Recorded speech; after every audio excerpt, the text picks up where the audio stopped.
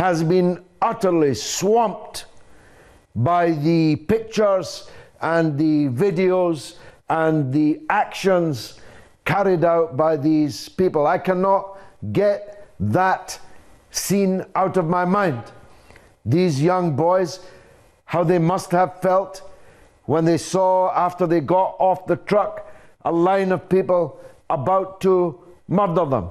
If they were lucky, they were murdered in cold blood by bullets. If they were unlucky, they were mutilated for the edification of some of the worst, most disgusting human beings that I have ever encountered. And I have encountered many ugly human beings. Mohammed, thanks for the call. Rafiq is in Leicester. Rafiq, what affected you most in 2014? Shocking. Superpowers playing the game like playing a game of dominoes. Like you said, ISIL is, I believe ISIL has been created by America. And that's just a game. I mean, they're not coming with the big weaponry where all the allies have to go back to Iraq and fight over that. I believe that this is all creation. It's a monopoly game, actually. It's all because of oil and the safety of Israel. Israel is not, I don't class it Israel, but it's America, actually. If it wasn't America, Israel wouldn't be there. I believe that it's going to the dangerous position at the moment, the war. I mean, ISIL is just a name who's been created by America, and this is not going to be. It's going to be dangerous for all Arab countries. And they can't. I mean, just imagine they're fighting in Iraq now, and then we see in Syria, and America's bombing both sides. We don't see people there. We only hear, oh, hundreds been killed. But this all, I think, it's just a game, I think, because if ISIL can go as far as Golden Heights, if it's Islamic State, they would have attacked Israel. They didn't do nothing. No, they never have. They have never cast a stone at the state of Israel, and indeed, they are effectively on the same side as Israel. Whether they formally are or informally, they are on the same side. They are both fighting against the regime in Damascus, and they are militarily coordinating with each other. When Israel bombs targets in Syria, it is assisting the progress of these individuals in ISIL. When ISIL soldiers are wounded in the Golan area, they are treated. We have pictures and news in Israeli media of that. They are treated by Israeli medics. So objectively, they are in the same trench. They are on the same line, in the same front. Must be wonderful for the friends of Israel to look at these kind of pictures. Rafiq, thanks for that call. Mario's in Malta. Mario, which news affected you most in 2014? Assalamu alaikum, George. Wa alaikum salam. Say, I'm going to say this America, USA, by giving armaments to Israel. So it's Israel bullying a small, not small, Palestine, whole Palestine, but Gaza is a small country. It's the same size as we have here, Malta, you know.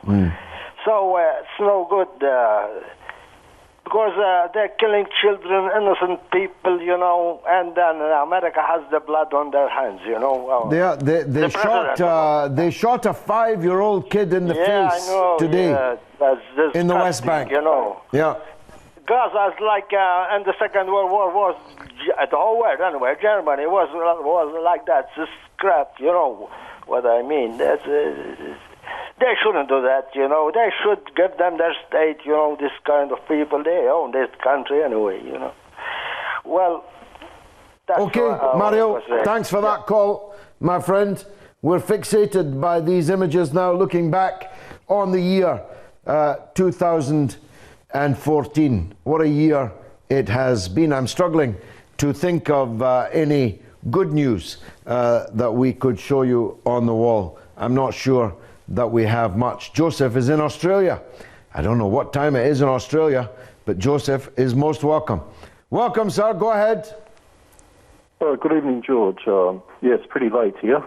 I'm sure. Merry Christmas. Merry Thank Christmas, you. by the way. It's Boxing Day already with you, yeah? Yes, it's Boxing Day, yes. And I don't really want to box with you too much because, Christmas has just passed. And you mentioned something about the ISIL terrorists being treated by the Israelis. Yes. The wounded soldiers.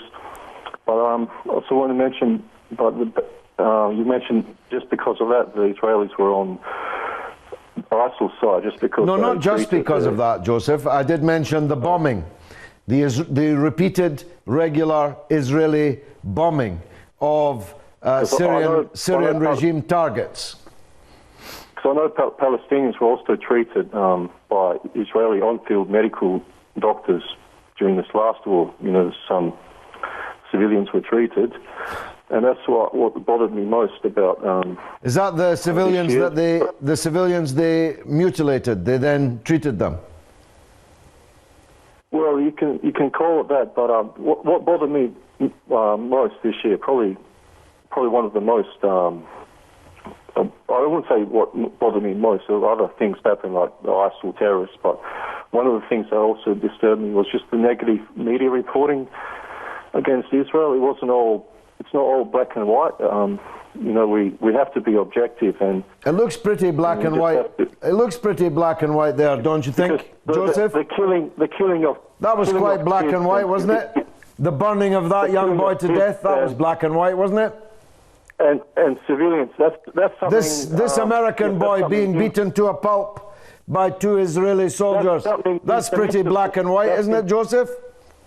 That's impermissible, but in this kind of war where the Hamas wishes to wipe Israel... But that wasn't a war, Joseph, and there's no Hamas in Jerusalem. That was in Jerusalem. That was an American citizen in Jerusalem being beaten to a pulp by Israeli soldiers.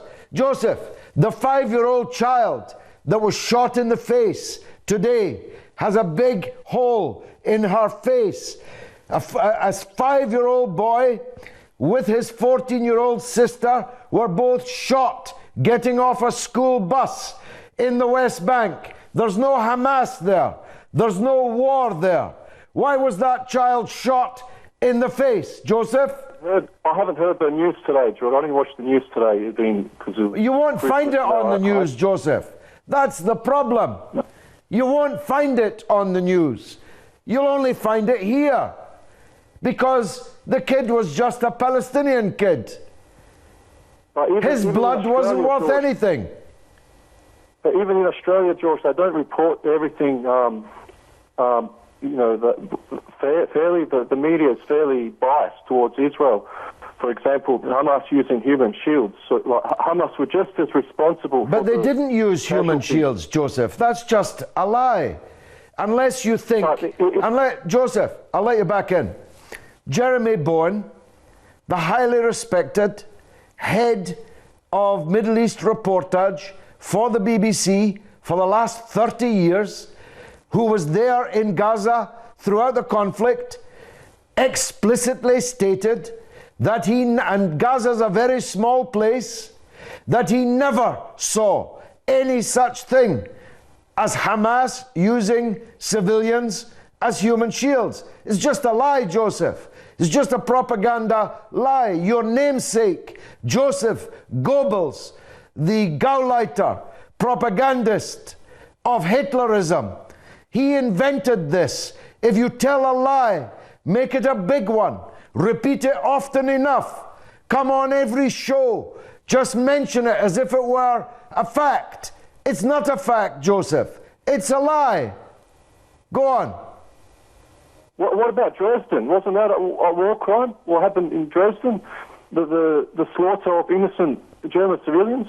Actually, I think it was. Actually, I think it was. So let's move on. We have a rare point. We have a rare point of agreement. Let's move on. We're not talking about 1945, Joseph. We're talking about 2014.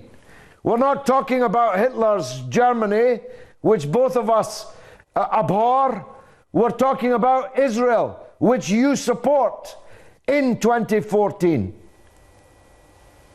I just support the truth, George. I just want to be more objective. Well, but you're not being objective, Joseph. You just stated a lie that Hamas used civilians as human shields. Either you're lying or you're ignorant. You don't know that Gaza is a tiny place, just 20 miles long, just 2 miles across, and 2 million people in it.